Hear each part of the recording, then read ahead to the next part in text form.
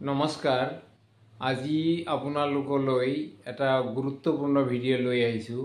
এই ভিডিঅ'টো সকলোৰ বাবেই দৰকাৰী। প্ৰথমতে মোৰ এটা অভিজ্ঞতা আপোনালোকৰ আগত শ্বেয়াৰ কৰিছোঁ।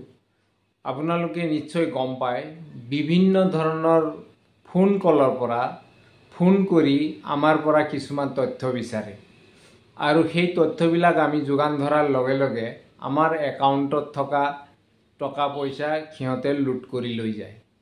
বিশেষকৈ এই কামবিলাক আমাৰ বেছিভাগ কল আহে হিন্দী ভাষাত। আপোনালোকে নিশ্চয় লক্ষ্য কৰিছে। তে সদ্যহতে মোৰ এটা অভিজ্ঞতা আপোনালোকৰ আগত প্ৰকাশ কৰিছোঁ। সেই অভিজ্ঞতাটো হ'ল যেনে মই এটা পাছপোৰ্ট এপ্লাই কৰিছিলোঁ। সেই পাছপোৰ্টটো এপ্লাই কৰোঁতে পাছপোৰ্টৰ গোটেই কামখিনি হৈ গ'ল। হৈ যোৱাৰ পিছত পাছপোৰ্ট অফিচৰ পৰা সেই পাছপোৰ্টটো মোৰ পঠাই দিলে, ডাকত পঠাই দিলে আৰু মই চালোঁ, মোক স্পীড পোষ্টত পঠাই দিলে। স্পীড পোষ্টত পঠাই দিয়াৰ পিছত মই ট্ৰেকিং কৰি চালোঁ যে মোৰ পাছপোৰ্টটো কিমান দূৰ আহি পালে। তেওঁলোকে পঠোৱা মতে মই সেইদিনা মোৰ পাছপোৰ্টটো আহি তেজপুৰ হেড পোষ্ট অফিচত আহি পাই গ'ল। পোৱাৰ পিছত তেতিয়া মোক এটা হিন্দী ভাষাত এটা কল আহিল। সেই কলটোত মোক ক'লে যে আপোনাৰ পাছপোৰ্টটো আহি পেণ্ডিং হৈ আছে, আপোনাৰ এড্ৰেছটো ভুল। এই এড্ৰেছটো শুদ্ধ কৰিবৰ কাৰণে আপুনি এড্ৰেছটো শুদ্ধ কৰি মই দিয়া এটা হোৱাটছআপ নম্বৰত আপুনি পঠাই দিয়ক। এইটো হিন্দী ভাষাতেই কৈছে। মই তেওঁক বাৰে বাৰে সুধিছোঁ যে আপুনি ক'ৰ পৰা কৈছে। তেওঁ কৈছে মই হেড অফিচৰ পৰা কৈছোঁ। তেতিয়া প্ৰথমতে মই হোৱাটছআপত মোৰ সম্পূৰ্ণ এড্ৰেছটো শুদ্ধকৈ দিলোঁ।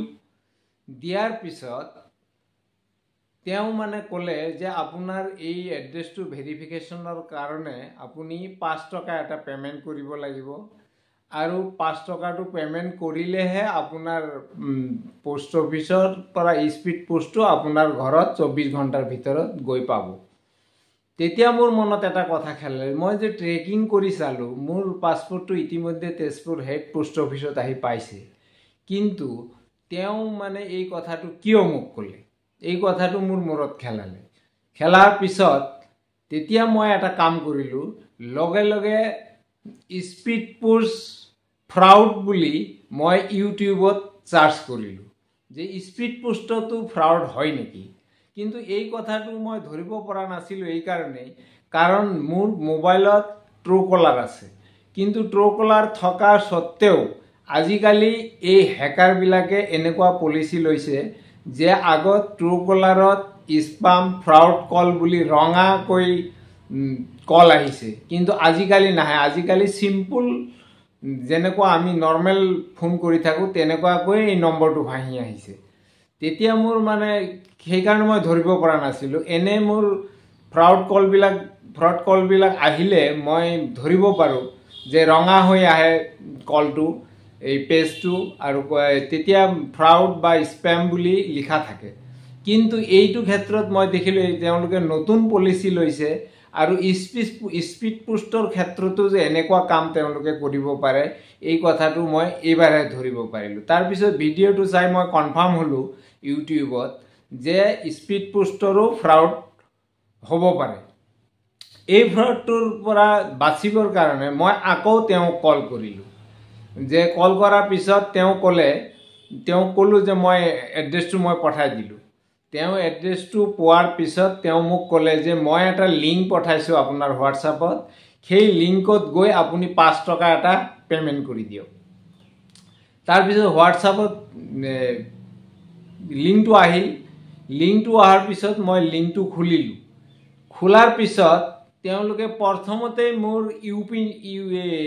এমপিনটো বিচাৰিছে। তেতিয়া মই লগে লগে লিংকটো অফ কৰি মই লগে লগে তাক ফোন কৰিলোঁ যে এমপিনটো কিয় বিচাৰিছে। তেতিয়া তেওঁ কৈছে যে আপুনি এমপিনটো দিব নালাগে, মই কৈ যাম, সেইমতে আপুনি 5 টকাটো পে'মেণ্ট কৰক। তেতিয়া মই কথাটো সম্পূৰ্ণ মোৰ কনফাৰ্ম হ'লোঁ যে এইটো এটা ফ্ৰড কল। আৰু ই মোক মানে মোৰ একাউণ্টৰ পৰা পইচাখিনি কাটিবৰ কাৰণে বুদ্ধি এটা কৰিছে। তেতিয়া মই অলপ সময় তেওঁৰ লগত এনে বাহিৰা কথা কিছুমান পতাৰ পিছত মই ক'লোঁ যে আপুনি মোক চিনি পোৱা নাই, মই এজন পুলিচৰ মানুহ হয়। তেওঁক মানে মিছাকৈ মই কৈ দিলোঁ যে আপুনি এজন পুলিচৰ মানুহৰ লগত কথা পাতি আছে।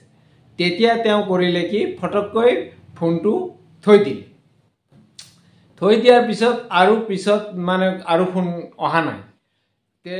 এইটো মই অলপতে বাচি গ'লোঁ, কাৰণ মই ইউটিউবত ভিডিঅ' চালোঁ। তেনেকুৱাকৈ একাউণ্টত প্ৰথম একদম মিনিমাম এমাউণ্ট, সকলোৱে ভাবিব 5 টকা। 5 টকাটো একো ডাঙৰ কথা নহয়।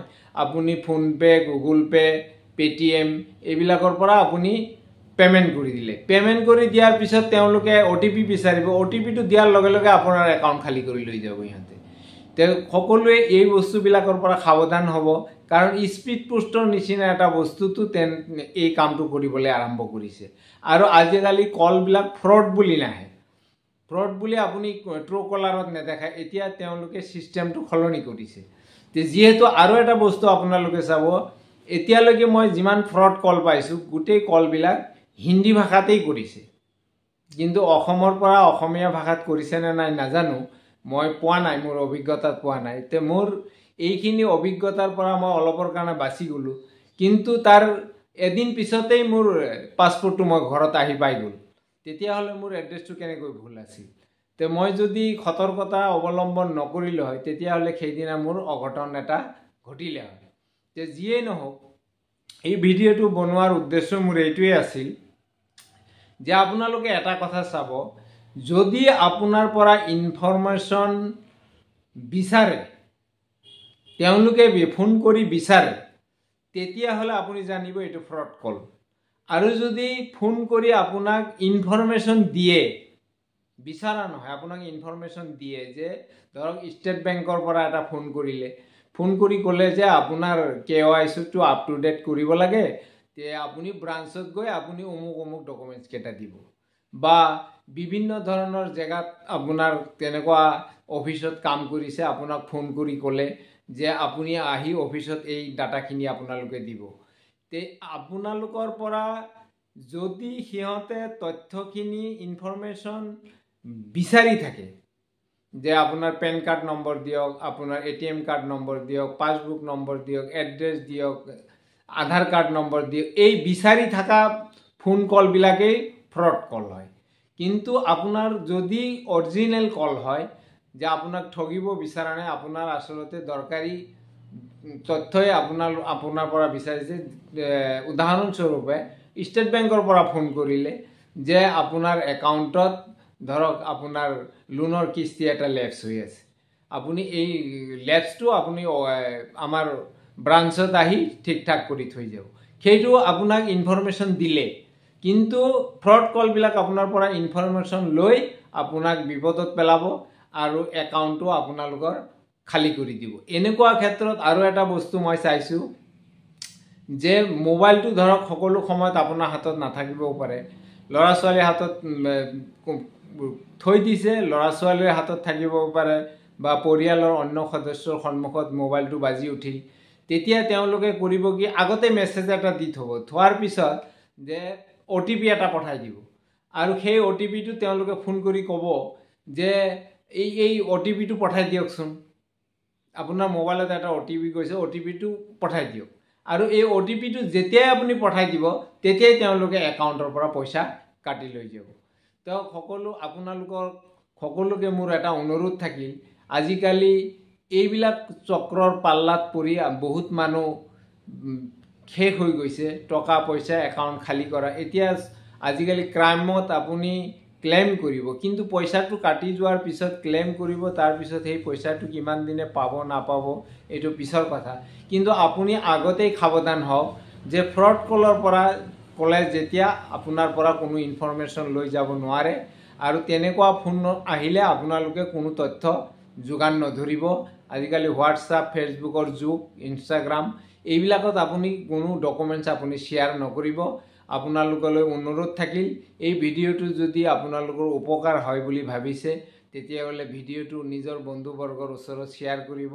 আৰু মোৰ এই সমাধান চেনেলটো যদি নতুনকৈ চাইছে আপুনি ছাবস্ক্ৰাইব কৰিব। এনেকুৱা ধৰণৰ তথ্য আপুনি পাই থাকিব। নমস্কাৰ।